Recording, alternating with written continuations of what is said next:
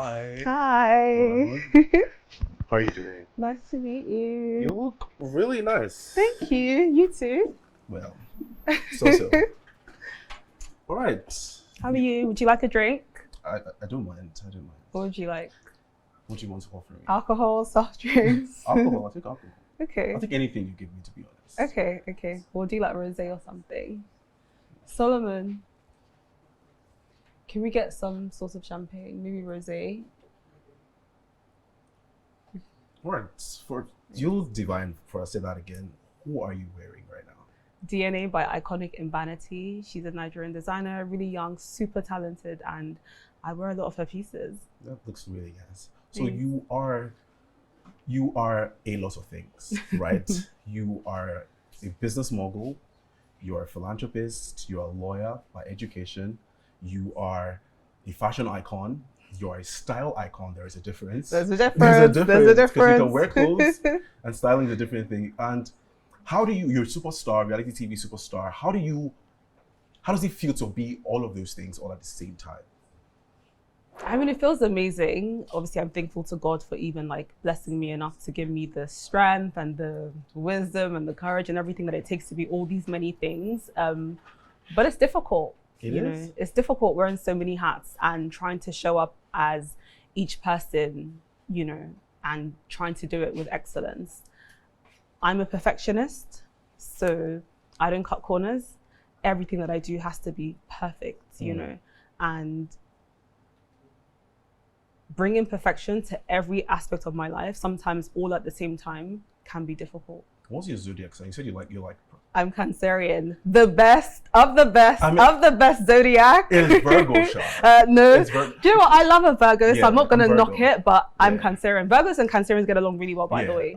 We have the same like zero tolerance for bullshit. Yeah. You guys are worse though, but yeah. I think Virgos are very perfectionist. Things must be done the way I want it to. You guys are in control. That's a bit different. You like to control. Yeah, we do. So you like to describe yourself as a public-private person. Yes. I want to know what that means, because you're, first of all, reality TV. You are famous. So how do you dictate what goes private, what goes public, or stays private? What does public-private person mean? So it means that I'm a public figure, but I keep my private life very private. And just as you said, like, what do you dictate? You know, I dictate what goes out. So I show you what I want you to see. You know as much as I want you to know. So what fits the criteria of things that should be private? I feel like certain aspects of your family life should be private. I feel like certain aspects of your relationship should be private. Certain aspects of your finances should be private, and yeah, stuff like that. Another thing that I'm also quite private about is like my spirituality. A lot of people don't know, but I'm extremely religious, very, very spiritual. Like, I'm a dreamer, you know, I see things, but I like to keep that part of my life private, you know. It's an area that I'm so sensitive about. I don't want to open it up to any form of criticism or scrutinization or, you know, opinions. You know, it's between me and my God, and so that I keep very private. You're a dreamer. I like that. Did you see this coming? Yes. Interesting. I did. At what age? 8. I was 8. You saw you being this person that I've seen everything that I'm gonna be. So you're not surprised by anything? Nothing surprises me. You know, the method, the, you know, technicality of it all sometimes might shock me, because I don't really know how it's gonna come. Or you just know, but I know what's coming. I'm 100% certain. So let's talk about your childhood a little, because you talk about 8. I'd like to assume you've always been glamorous. Has that always been the story? You give serious head girl vibes. Honestly, I couldn't have been further away from head girl growing up. Oh my goodness. Real? Maybe like social prefect. Yeah, I mean, head girl, social definitely not head prefect, girl. I don't think they would have considered me. Growing up, funny enough, I wasn't even girly at all. How? I probably would have dressed like you. I was or even like with hoodies. I was such a tomboy. That's crazy. I'm the last of 3 boys and 1 girl, so I had more boys around me growing up. Yeah. So video games was my thing. Street Fighter, Tekken, Ridge Racer, all the games that you can think of on Nintendo Wii, Nintendo 64. Right now. Trust me, I was such a boy, and like I would like jump on the chairs. I used to fight my brothers. Like I thought I was a boy. And like obviously their friends would always come around, and I'll just be around boys. And so yeah, like I grew up a tomboy. I mean, I feel like as a grown woman now, I think that translates a lot more in your confidence, because you're a very confident person. Because preparing for this interview, I was trying to get myself acquainted with you, and one thing a lot of people were saying, like, she's really confident. She will say whatever with her full chest. I've seen you in situations where it would make sense that you would lose your composure, Right. but you would sit cross legs, and your hand is always on your knee. Yes. And you're like, what was that? Let it happen. Yeah. You know, are you like, let's talk more about your childhood. You were more for like a daddy's girl, mommy's girl. So my confidence is my dad. It's my dad, it's my dad's side. My dad has 6 sisters and they're all confident. You know, extremely confident. My grandmother, like my dad's mom, super, super confident woman, strong woman. They like all my aunties, they worked a 9 to 5. They also had businesses, extremely successful, and they were also socialites at the same time. So it's like they wore many hats. So wearing many hats is something that I've seen. Yeah. It's what I know, you know, like no one in my family is lazy. And everything they do, they did with their chest. You know, if it was getting married, it's with their chest. If they needed to walk out of the marriage, it was with their chest. You know, so everything about them was strong. And so it's just kind of like what I know. I also think that the confidence, yes, it's inbuilt, but like my dad instilled this confidence in my sister and I growing up. You know, like my dad made me believe that I was the most beautiful girl on earth, the most intelligent girl, the one that was going to be so successful. You know, he would tell us these things like every single night before we went to bed. So it was a no-brainer. Like it just always affirming you. He affirmed every single step of the way. You know, so like now, I'm so confident that words of affirmation is not my love language because it doesn't do anything for me. I don't need you to tell me that I look nice. I already know that I look nice. You know what people always say, oh, my love language is words of affirmation. I was like, don't you like, I don't even see that as a valid love language. No, but it is because some people didn't necessarily get that growing up. They were not affirmed enough. So they didn't realize how amazing they were. So now they're looking for that validation from other people. I got too much of it that, you know, whether you think it or not, I already feel that, you know, I feel like compliments don't even do like a lot for you. I feel like you're the type to say, oh, you look at it, like, no, I know. No, I would never say that. I'll pretend like I don't know. Oh my God, really?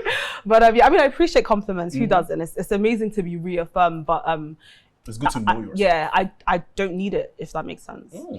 I like that. Yeah. So you said you like to keep details of your finance private, right? So I did research and I saw that your net worth is $13 million. How true is that? I don't know where they got that from. honestly, when I chose like, where did you value your assets? I don't know. So just give me like a little. Is it a little bit above? Remember, I said private, so private is private. Let me not scare my future husband. True. Because all right. So still on your childhood, yeah.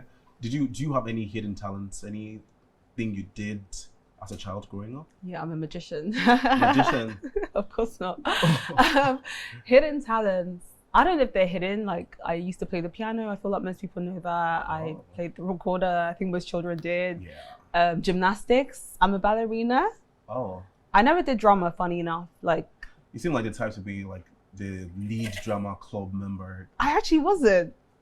I think Do you know, I'm actually really shy. I feel like people don't really know this about me, but I'm super shy. I feel like with you, a lot of things are not as it seems. Yes, that I'll tell you for sure. Yeah. Like the trauma that people see or whatever perception they have is 360. Yeah. Complete opposite. I feel like even the part that you let public, there's still some elements of that public that is still private. Yeah, literally. Now I'm learning new things. So many, and I feel like because even like my close friends, sometimes like when they're in public and they hear Chioma, that they're like, like that is not how she is. You know, she's so opposite. But I feel like maybe as a Cancerian, like we're very guarded. You know, so I don't open up easily. You know, there's so many amazing components to me, but I feel like you don't have to see that side until I know that you deserve it. You know, you always say cancers are very emotional. You guys cry a lot. I don't know about cry a lot. I mean, hey Solomon.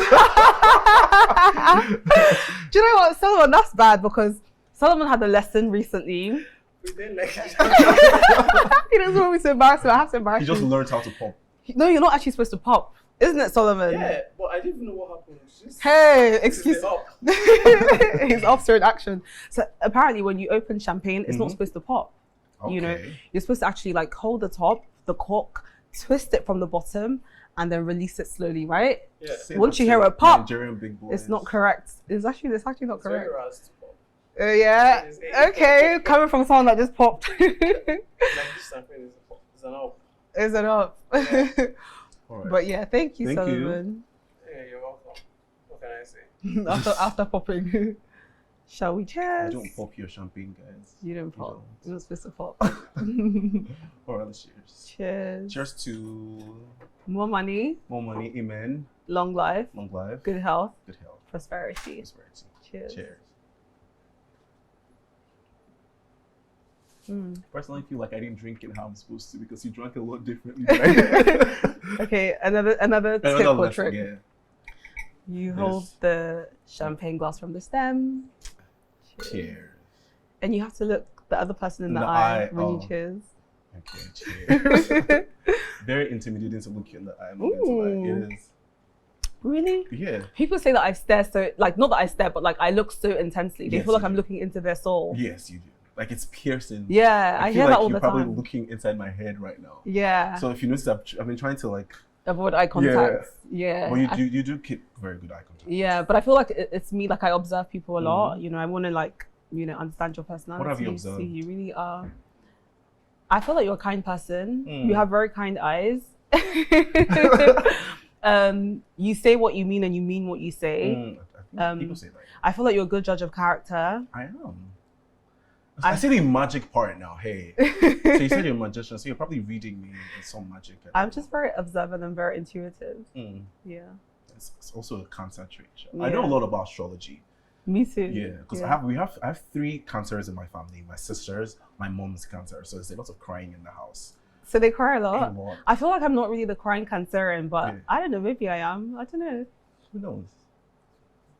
It's the part where you see the cheers. Okay. I've been trying to edge the conversation. Okay. But you know what?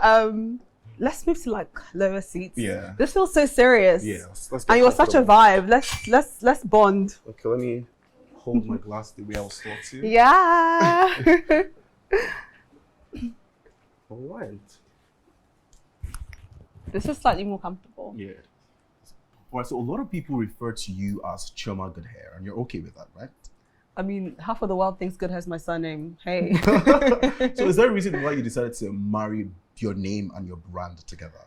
Do you know what? Goodhair really started out as like our baby, you know, so it was something that we did naturally. The business was birthed off of something that we did anyway. Do you know what I mean? So I feel like people started calling us Chiomagoodhair, Kikagoodhair, you know, and it just stuck. So when we opened our social media handles, I mean, on Facebook, it was like Chioma Ikokwu, Kika Sunday, and then Goodhair. But then when we opened Instagram, just because people already knew us as like, oh, the Chiomagoodhair or that Kikagoodhair, we just opened our handles that way. But then now we're stuck. So we literally can't get away from it. Honestly, I had to search Chiomagoodhair to get like a lot of stuff. Yeah. All right, so let's move into more serious conversations Okay. about the So good. can you please? Yeah. Thank you. About the Goodway Foundation, Thank you. right? What inspired you to start that? Because Thanks. you're not obligated to do that, No. right? It was something you decided to do on yourself. Why? So same thing with everything in my life. It's always like an organic progression.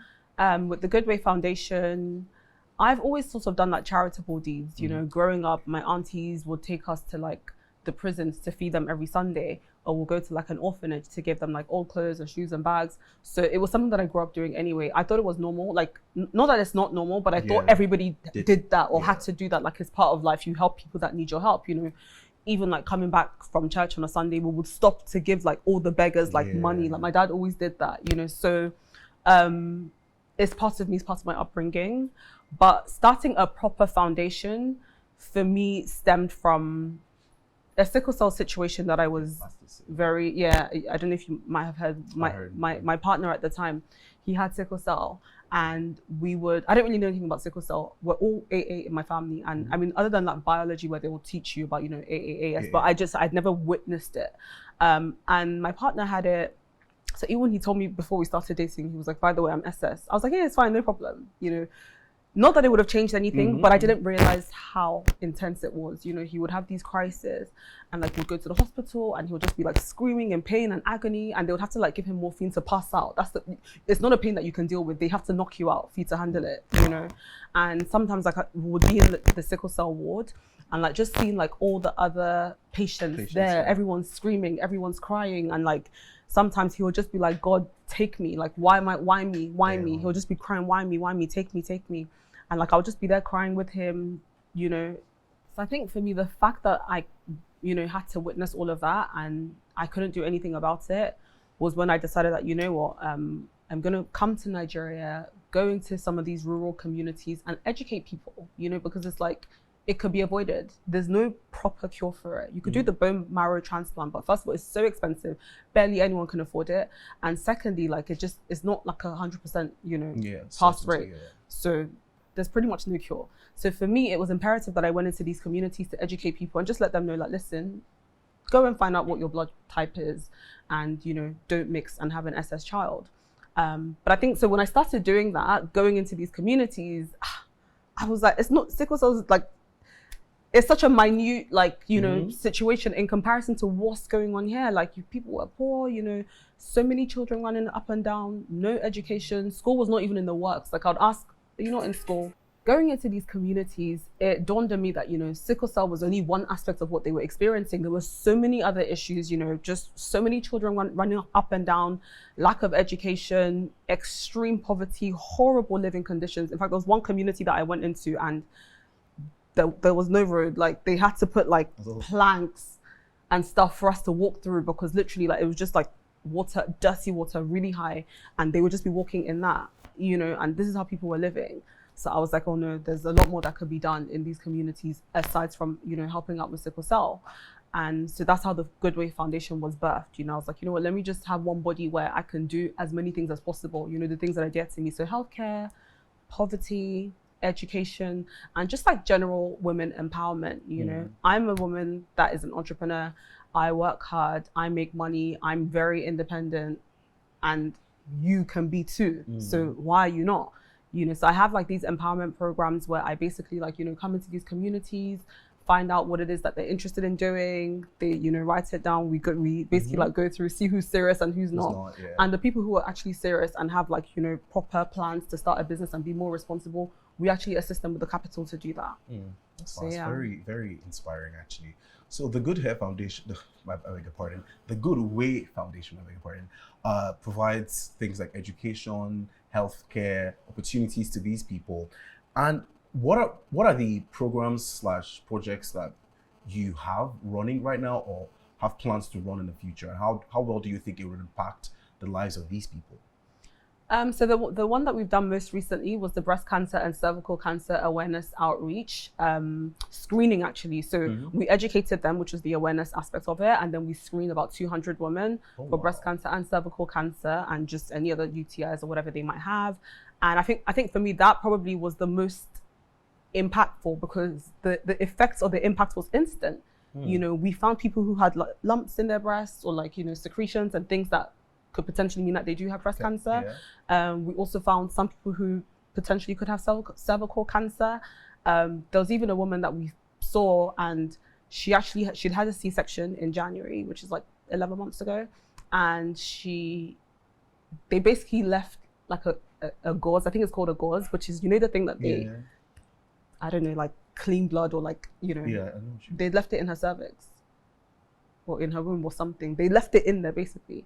And so it had rots in her cervix from 11 months. So she had all these issues, but she didn't understand what was going on. She didn't understand why she was experiencing, like, the pain, the discharge, and even the smell, obviously. And so that's one of the things that we discovered. They were able to pull it out, and just so many different things. And a lot of them left there feeling so encouraged and so, you know, grateful for the fact that, because they won't do these things on a normal day. These are people that are struggling to eat, struggling to feed their families, can't even educate their children. The last thing they're trying to do is go to a hospital to be like, oh yeah, screen me, let me pay 50K to be, they don't care, you know, and a lot of them end up dying that way, you know. So, and I also learned myself, you know, I didn't realize that about 25 women die from cervical cancer in Nigeria daily. You know, the number is alarming. And so yearly you have like over 8,000 people dying.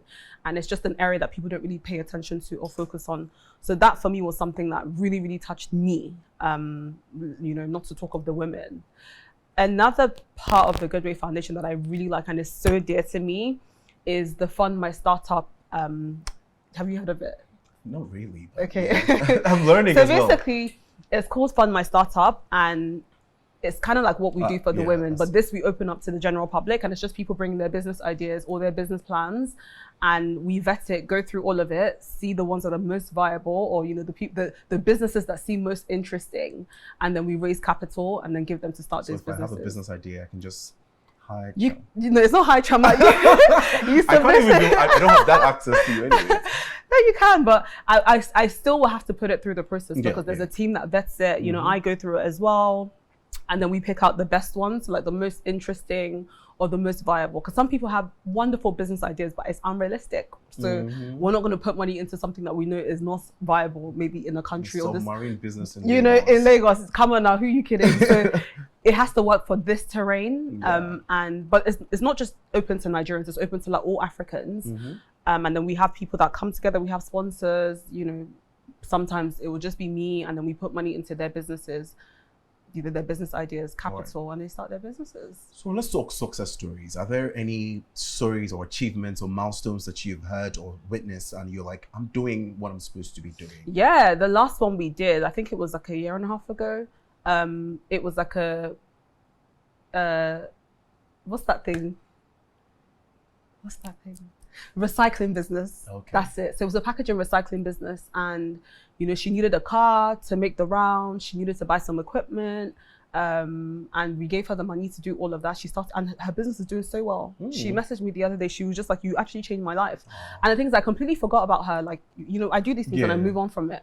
And she sent me a DM. She sent me pictures like, "Oh, look what I've done with it, and I'm really grateful. Thank you. You changed my life." So yeah, it brings me so much joy to see the sort of like long-lasting impact that our foundation has on people. All right, that's really nice. So I feel like the job or the mission of the Goodway Foundation is something that I don't think one person should take the whole burden of. No, not necessarily burden, but you get what I mean. Yeah. So how do people get to support you? Individuals, firms, corporations? For the longest time, it was just self-funded. Registering a foundation is not easy, first of all, because there's so many like requirements, because people use foundations and organizations like this to evade tax, and for other like dodgy things. But so they make it quite rigorous. So going through that process and like doing all of that, it took quite some time. Even opening a bank account is not straightforward. Like there's a lot of things that you have to, fulfill in order for that to happen. And so any form of donations would have had to have gone to my personal account. Me, I don't like insult. I don't want to be like, oh yeah, my foundation, and then I'll send the account and it's Chioma Ikokwu, and then I look at this one, she's buying Gucci bag. I just didn't want any of that. So it was self-funded. It's been self-funded for the longest.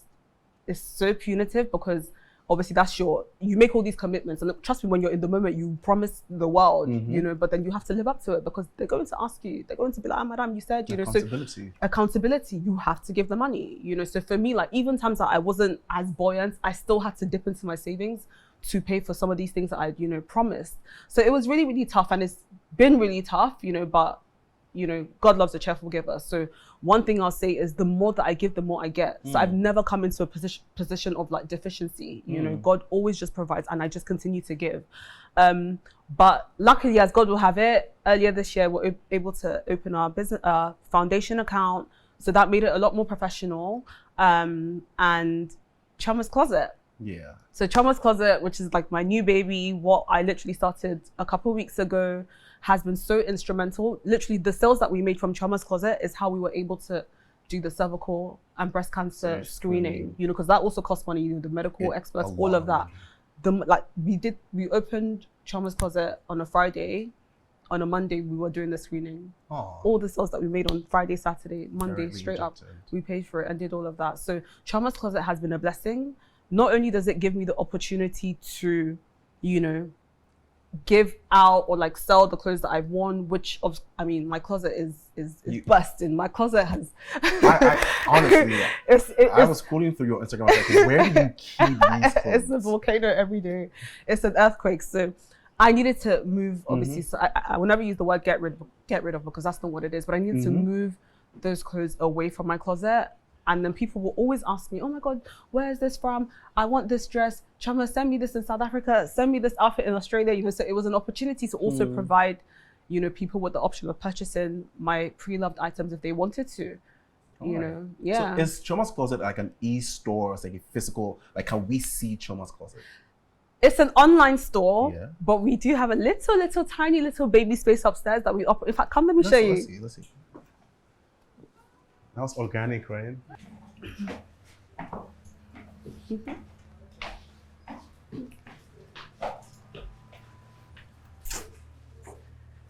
So, welcome to Chioma's Closet. Thank you. It's just like a little workspace. Hi, how's it going? Good. How many orders have you shipped out today? Many. You know what? Honestly, I don't think she literally anticipated the amount of work. It's a lot, right? Thank you. It's a lot, but yeah. So it's our workspace / office. It's not open to the public or anything. It's just sort of like where we display some of the outfits, and you know, we have it steamed and ironed and just organized. Of course, we do packaging I here. love this bag is like Thank you. tiny Birkin. As if. But yeah, so the orders that we ship out internationally, which is actually majority of our orders, Oh. they go in these shipping bags, and then the ones that are local for Nigeria, they go in these So bags. we get the fancy stuff. Well, apparently, apparently.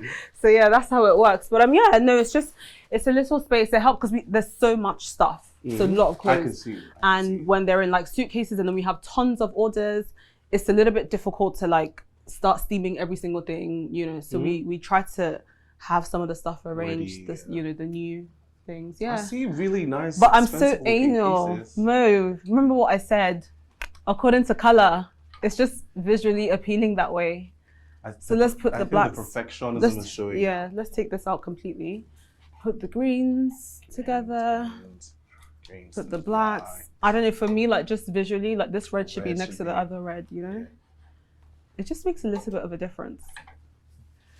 This Do you think the fact that you're perfectionist kind of makes work like a little harder for you? 1000%. I'm like, I God, why did you feel make that. me this way? Honestly, 'cause I didn't notice the colors were not. As soon as we walked in here, I flinched, but I didn't want to interrupt. But Do you yeah, think do you think it's OCD? I don't even know if I don't think it's OCD. Maybe it's not that This is a serious. bit off here. So yeah, thank you. So all of a sudden, it just looks a lot more palatable to the eyes. I Yeah, see that now. I mean, not that it matters because no one comes here, but even just for my For you, visuals, yeah. like this is good. This looks nice. Yeah. Well done. So yeah, it's been going well. Like I said, lots of international orders, which for me is key because, you know, I don't know if you realize, but now we started stocking some Nigerian brands. So some of the brands that I wear a lot and I really love, I select, you know, a few pieces from their collection and we stock it on the website. They're also Oh, brands there that is a website. yeah, we have, it's online. Yeah. It's online, Right, so you say that. everything goes on the website. Yeah, chiomascloset.com, and then of course there are some designers that I'm so like close to. Literally, some of my designers become my friends, and so those designers I'm actually like creating collections with them. You know, so I'm part of the creative process. A lot of the things that I wear, I'm part of the creative process. Also, you like know, collaborations. the sort of. collaborations, and so it'll be like Chioma X, say like Wisdom Franklin, for instance, and then it'll be Okay. my aesthetic with, you know, their vibe as well. So yeah, it's gonna be great. What is your aesthetic? Because I see a lot of really grand pieces, especially the one you wore for the premiere of this season's Real Yeah, Housewives was very grand. I love that outfit. You know, Yeah. it's actually one of my favorite looks. I was just backstage and the thus moment far. you walked in, it had. I feel like the dress had its own personality. That Right. You had grand. Right, thank you. Funny enough, that day I looked exactly how I wanted to look. You know, there's sometimes that you want to look a certain way. You have it in your head, but maybe the outfit just doesn't really come out that way, or you know, Yeah. like how I looked that day is how I wanted to look. Have you ever had a bad fashion day though? No.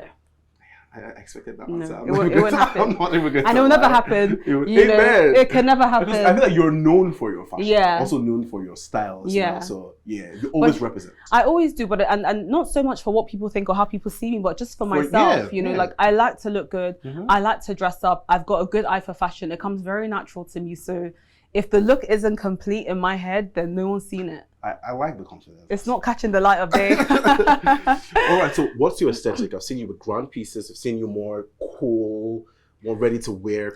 So first of all, I dress to match the occasion. Mm-hmm. Obviously, if it's a formal event, I would look formal. Mm-hmm. If it's like a casual event, I'll look casual. But I always look the best version of that particular style. You know, I like to stand out. I don't want to come in and blend with the crowd or blend with the furniture. No, when I walk in, you're gonna know that I've come in. What if that shade? I feel like that shade. Oh no, it's not shade at all. But like, Yeah. I have to to stand out. So is this a normal coming to work outfit? So if I was, I mean, of course I made a little bit of effort for you, Yeah. you know. But I mean, I dress up to work. Like everything that I wear stands out to a certain extent. Like you're gonna notice that, oh, this person's walked in, you look nice.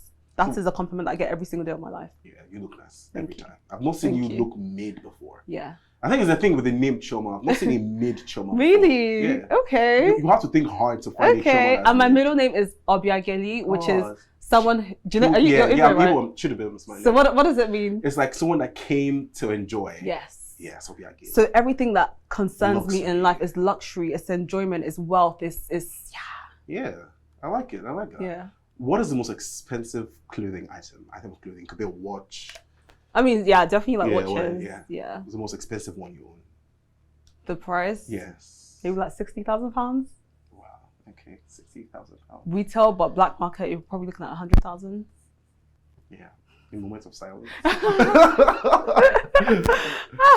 So like, But you have a collection. I feel like you're the type to have like a vault of like special outfits. You have those, right?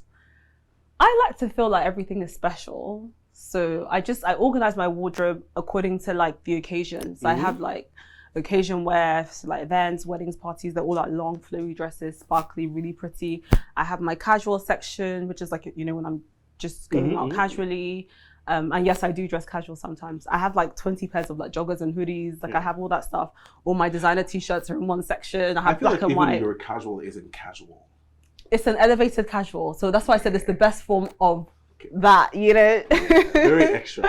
Yeah. All right, let's move on. Okay. So sending everything out today, right? Okay, awesome. Well done. All right, good job. Yeah. All right. Yes. So you have a lot of deliveries to go out. So many. Business is booming. We try. The money is rolling in. I mean, we thank God, but you know 50% of all the sales from Chioma's closet goes to the Goodway Foundation, right? Oh, that's nice. That's very nice. So the more people purchase, the more we can help people. So yeah. So if I want to support the foundation, just order a dress. Literally, if you order a dress, you're literally saving a life. Oh, that's nice. Yeah. But bridging fashion and philanthropy in one. That's really nice. That's it. That's the plan. That's really nice. Yeah. So you're someone that's really particular about friendships, because you've said it several times actually. You are very particular about the people you refer to as friends. Yes. Right? And you are one of your established businesses was started with a friend. Yeah. And people always say that, oh, you shouldn't start businesses with your friends. Yeah. People also say women don't really collaborate well as business partners. Yeah. That they're bound to fall out. But you and your friend Kikagoodhair have put that stereotype to shame. How do you feel about that? How's the dynamic with having a business with a friend? What does that feel like? First of all, I'm really proud that, you know, we've come so far. I mean, we're going on 15 years. Wow. Together in business, you know, and as friends. We're not even friends, we're sisters now. Oh, yes. So that's something that I'm really proud of because, you know, just seeing how life is and it just doesn't really happen, does it? Like friends and business. Most people, like within a year, either the business is broken up or the friendship is broken up. It just never really like stands the test of time. But with myself and Kika, we've somehow been able to manage and build this whole empire, you know, together. And one hasn't really affected the other. I can't explain it. Like when we talk about business, we talk about business. When we talk about like just on our gossip, it's that, you know, and sometimes it intertwines and we just go back to I don't know, like it's worked for us. I mean, it's been 15 years, so it's been so long, you know, and I think that we understand each other really well. We both understand our roles in the businesses. And I think that it works that we have, even though we're so similar, we have very separate personalities and separate things that we're both good at, you know. So the things that I'm good at in the business. The things that she's good at in the business. And we don't necessarily like cross over to No the, you know, clashing. there's no clashing. That I might want to do something that I know is Kika's forte, but I let her have it because that's her thing, and vice versa. She won't question some of my decisions because she knows that that's what I'm particular about, and I think that that's just really how it's worked. So has there been any time, because friendships, right, ups and downs, where you're like, oh, I'm done, I'm not doing this anymore? That's never happened. Like, we've never got to a point where in over a decade, we don't even argue, let alone argue about the money that we're making together. Come on now, we're smarter than that. We don't do that. I think the only form of like was when we started Brass and Copper, because with Goodhair, it's been me and Kika. It's only ever been me and Kika, and we work so perfectly together. But when we partnered with, you know, the guys for Brass and Copper, it's different because you now have like other elements, and it's like, okay, how does this work? And you know, so that's the only time that we were trying to like all find our feet in the process. But me and Kika, we always stand together. So it's us and then anybody else. I feel like you have a system and that works for you. Yeah. You just know, okay, this is my. I think the secret to it is basically you know your strengths, you know her strengths, you know the strength you guys have together. Yeah. So you guys stay on your lane sometimes, Yes, and when you and then need to come collaborate, together when we you need do to. that. Yes. That's really nice. And it's really, really worked. So what advice would you give women, female friends that are trying to start business? Because I'm sure they must have heard that, women shouldn't start business together, so you should start with a man, because it's harmful, but it actually is out there. People believe these things. So what do you have to say against that stereotype? I feel like you can go into business partnerships and relationships with women. I don't think that there should be any stereotype that says you can't. I feel like it's just more so about the individual, you know. Look at the strengths of that person and the weaknesses of that person, and look at your strengths and weaknesses and see if it aligns. If there's a synergy, then yes. And if there isn't, then no. And I also feel like if you're both extremely similar and you have like the exact same strengths, that's probably when you might clash, you know, because if you're somebody who, let's say, for instance, like you're very, very particular about, like, say, finances, and you want to control it in a certain kind of way, and your partner is so particular about finances and they want to control it, then you guys might clash. You might clash, you know. So study the person, see what they're like, check out their temperament as well, because when money's involved, that's when you see people's true colors, when money's involved. So just look at all of those different things and then decide. That's nice. Yeah. That's really, really good. I feel like there are several sides to you. You're someone that likes to work hard, play hard. Yes. You get serious when you stand on business when you want to stand on business. Really? Talking about playing hard, I saw the video. You like Usher, right? Oh my God, I have a crush on Usher. I feel like I saw the little girl in you in that video. You were fangirling. Yes. How was that experience for you? Kudos, if I was white, I would have gone red right now. I fancy him so much. It's unreal. I didn't even know that I fancied him that much. I think there's a long list of women. They should step aside. Listen, everyone step aside. When it comes to Usher, it's me. I don't know, like, I just feel like watching Usher and how, like, it's the perfection for me. And as a perfectionist, I can recognize another perfectionist. True. Usher is excellence. Do you understand? He defines excellence in the way that he looks, in the way that he's looked after himself, you know, after all these years. You've become. No, like, listen. And then just the way he moves, the way he dances, the entire concert, the way it was organized, you can tell that there was so much thought that went into it. Just everything about him is just perfect. And have you seen how he moves his voice? Come on now, stop it. That's one of the videos you posted. I was like, very convenient to put that particular clip. Like, he's so sexy. Oh my God. I like Usher. All right, talking about what you like, what's your type? You led me there. You led me there. Do you know what? I don't think I have a type physically. I feel that's a very cliche answer. No. People, trust me, most girls have a type. But if you look at, like, my exes, I don't think any two look the same. I've dated Caucasian, I've dated Black, I've dated African, Jamaican, light skin, dark skin, mixed race. I mean, it's not like my list is so long, or it sounds long the way I'm saying it. It's not long like that. It really isn't, because I'm very picky. But literally, like, no two look the same. Maybe only 2 or 3 have been mixed. People think that I like mixed race, but not necessarily. Yeah, because I saw an interview. My friends tend to say that they're like, mixed race is your type. Not necessarily. I think just maybe 3 of my exes are mixed, you know, but I've had Caucasian, I've had Black. So I wanted to ask what's your preference. Actually, maybe 4. Like But no, like, I think for me, it's more about the personality. I swear to God, personality is more important to me than looks. Because there's some people that are my spec completely, like, well, not my spec, but they look ideal, like something, you know, desirable. They look desirable, they look very appealing, and their attitude is just so disgusting that I won't do it. Like, there's literally somebody that I could have got married to, and I had to be honest with myself. He looked amazing, very good on paper, made perfect sense. Like, my friends are like, why are you not married to this guy? I don't understand. But when I thought about it, I was like, am I happy with this person? And when I was being honest with myself, the answer was no. So I was like, why would I tie myself down to this just because society says you have to be married at a certain age, or like everyone thinks that he's perfect on paper, or we look good together. You know, for me, it's more than that. Marriage is deeper than that. It's deeper than the aesthetics. It's deeper than the expectation of people. Do you understand? This is a life that you're entering into with somebody. And I'm Anglican. I come from a very Christian background.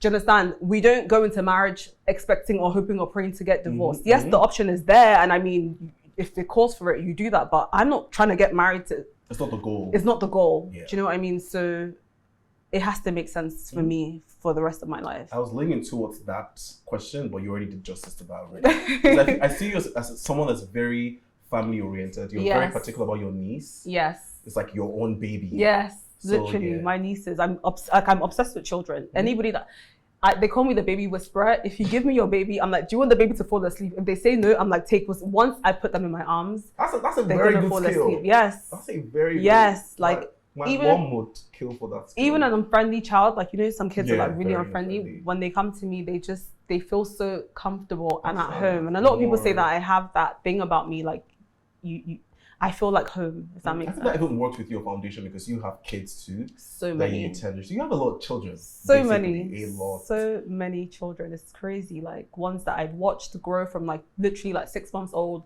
They're now like 5, you know, and they go to school and they, you know, they have their little report cards and they show me, you know, it's really, really cute. I have a lot of children that I literally look after and are under my wing. Yeah. So yes, I do want to start a family. Yeah. Because people always ask me that. They're like, so do you want to have kids? I really want to have kids. I want to start a family. I want to be married. I want to have all of these good things, but I want to get it right. And it's best to get it right because jumping right into it and jumping right out is not, it's not desirable. And I've seen it happen a lot. A lot. Yeah. So let's talk Real Housewives of Lagos. Okay. What do you want to know? Why Real Housewives of Lagos? Because I feel like you're a private person. Yeah. And being a superstar, reality TV superstar, because you're not just a reality star, right? You're a superstar and that demands a lot of public. So why did you decide to? Like I always say, when I first got approached to do the show, I was like, do you have the right person? So you didn't apply? Of course not. Definitely not. I didn't apply to be on the show. Got approached, asked to do the show. Initially, I was like, well, no, not really, because this, you know, I'm shy, I'm private, I'm not even a housewife. And then they explained to me that you don't have to be married or be a housewife, you know, because I don't really watch some of the other franchises. I just don't really know. And they were like, no, you just need to be a boss babe about your business and, you know, look good, be stylish. And I guess I fit the mark. So I was like, I don't know, let me think about it. Let me ask my family. Asked them, my family was split right in the middle. Half were like, don't even think about, like, dead that topic. And the other half were like, including my dad, they were like, well, you know, you never know, see how it goes. If you like it, you continue. If you don't like it, you don't have to do more than one season. And honestly, at that point, I feel like I needed a challenge. I was so comfortable in my businesses and the flow of things. We're making money. Everything was going smoothly. Like my life was on autopilot. Yeah. So I think for me personally, like I didn't mind a new challenge. You know, I love to like challenge myself and see if I can. And that's why I did it. Spoke to my family, they agreed eventually. So I did it. Also, I think most importantly for me and internally, they gave me the impression that it'll be a platform to basically like showcase your businesses and allow the world see what you do on a deeper level and on a global scale. Of course, it's an international franchise, so it made sense for me. As an entrepreneur, as a businesswoman, any opportunity to make more money and showcase my work, of course I'll do it, you know? And so that's probably, I'll say the main reason why I did it. Valid reason. Yeah. It's not clout, because people go into these things for clout these days. I couldn't care less. Do you know what I mean? I feel like you're a clout shot because a lot of the conversations on the show revolve around you, whether you're involved or not. Right. So it could be, and the thing is, I think the annoying thing for me is, I swear to God, half the time I'm trying to avoid the drama. Unless they want to lie, they will tell you, you can be talking about me and I'll be doing something else because I'm like, child, I'm not trying to get involved. Do you understand? I don't want the drama. Like, I'm not interested. I am on this platform to show my businesses, to show you Goodway, to show you Brass and Copper, to show you, do you understand? Let him make money for me. I'm spending money, looking good, all of this stuff. It has to translate. So half the time, that's all I'm interested in, you know? But I feel like, of course, some of them understand that drama is what sells. drama Yeah, is what gives you. that way. Well, the ladies know that drama is what gives you more visibility and maybe popularity, because trust me, there's no press that's negative. Do you understand? Good press, bad press, it's all press. And I think some of them go with that mindset. So they don't care how messy they look or how whatever they look like. They're just coming with the drama and the mess. And I'm just like, no, me, I have a family name to uphold, like, I beg. Do you understand? I'm not interested. But the thing is, unfortunately, like when it happens over and over again, it will consume you, you know? So whether you want to or not, you'll find that like, you know, how did this happen? Honestly, sometimes I watch back and I'm so cringed. Like, I'm just like, I want to watch how it feels like watching yourself. It's disgusting. I don't watch my interview. It's if I could get away with not watching back the show, I wouldn't. But we have to watch it for the reunion. So often when I watch it, I'm like, everyone keep quiet. Let me see, because it's like an exam. I have to pay attention to what was said and what wasn't said. So when I get asked at the reunion, I know what I'm saying. You know, but yeah, it can be quite cringe sometimes. How's being on the show impacted your businesses? So the only thing that I'll say that the show gives you is a bit more visibility. I was very well known prior to the show, but of course the show might open you up to like maybe a few more audiences. So it gives you visibility. Now, what you choose to do with that visibility is up to you, you know. But I will say that it is also very time consuming. So for me, it's like, is it worth it? Is it not? I don't know, because yes, you get the visibility, but you're spending so much time filming, you can't even focus on the business. It's a lot, but yeah, visibility wise, A star. So yeah, anything that you choose to do beyond that, you know, you have a larger audience to play with. All right, so enough of Real Housewives. So do you generally, your life, your trajectory, how your life is moving right now, if you could do it, you said you're a dreamer, right? Very spiritual. So if you could do it all over again, would you choose this Chioma right now? What will you change? It's a really tough one, right? And if I'm being completely honest with you, I would have said maybe I would have been the Chioma without the Real Housewives. Oh, interesting.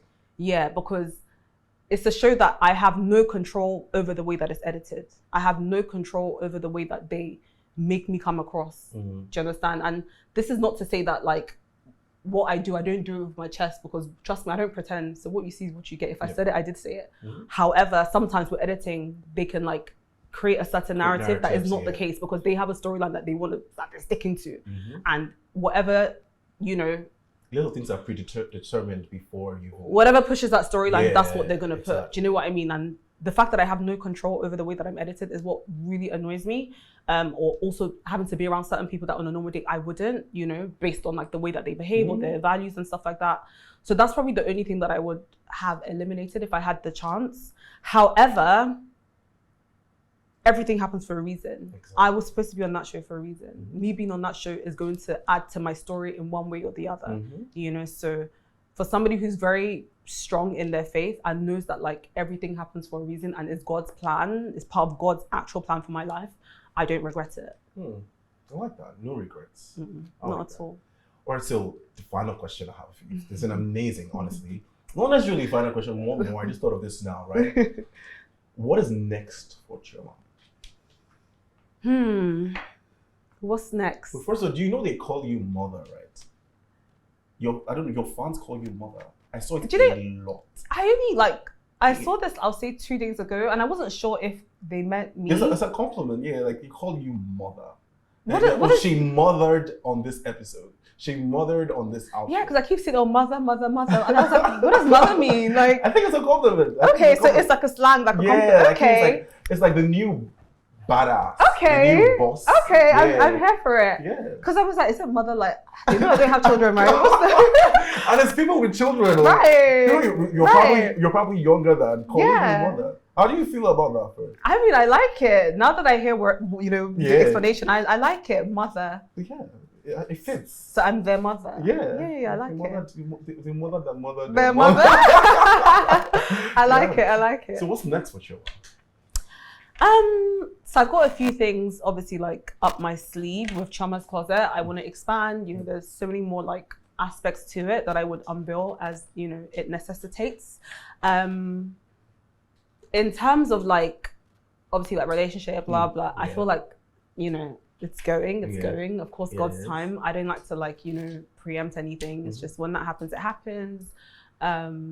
And then yeah, like business wise, you know, I don't like to say things until it's happened, you know, because I don't like to jinx anything. But yeah, I've got a few things like coming, you know, some investigative series that I'm working on. Production. Are you going to production? Maybe. Because you're a perfectionist, it would work well. I think it would, you know. It's not something that I've ever like considered doing. You know, people always say, "Oh, you should act. You'll make a really good actress," and I'm like, "No, I'm not an actress." But I feel like production is something that I could do because that tiny thing that no one else, even the audience, wouldn't have spotted, I will see it. You know, so I think it'll be really amazing. But yeah, I've got a few things that I'm working on. You know, couple producers that I'm working with. So yeah, I feel like the future's definitely bright. All right. By God's grace. Amen. So if you could say something right now and you have the audience of the entire world and they're listening, you're sure, what would you say? Just one message or a sentence. A sentence? Watch this space. All right. Watch this space, guys. Watch this space, guys.